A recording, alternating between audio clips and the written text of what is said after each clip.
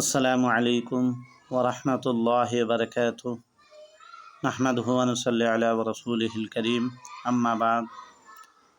আল্লাহ রসুল সাল্লাল্লাহু আলাইহি ওয়াসাল্লাম বলেছেন, সবথেকে উত্তম, সবথেকে ভালো কাজ কি?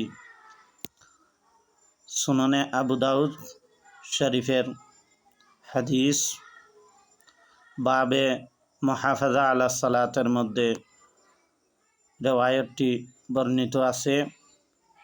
আন উম্মে ফারওয়াত রাদিয়াল্লাহু তাআলা আনহা ক্বালাত সুইলা রাসূলুল্লাহ সাল্লাল্লাহু আলাইহি ওয়াসাল্লাম আইয়ুল আ'মালি আফসাল ক্বালা আস-সালাতু ফি আউয়ালি ওয়াক্তিহা।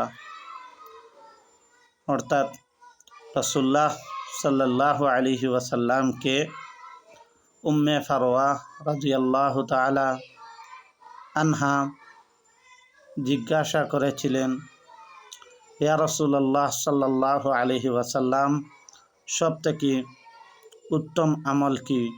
তখন রাসূল করিম সাল্লাল্লাহু আলাইহি ওয়াসাল্লাম প্রশ্নের উত্তর দিয়েছিলেন যে ব্যক্তি ওয়াক্তের শুরুতে, ওয়াক্ত আরম্ভ হওয়া মাত্রই নামাজকে প্রথম ওয়াক্তের মধ্যে আদায় করিব, সবথেকে উত্তম কাজ ওই ব্যক্তি যেন আদায় করিল।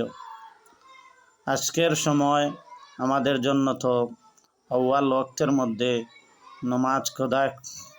নামাজ আদায় করা অনেক মুশকিল হয়ে যায়।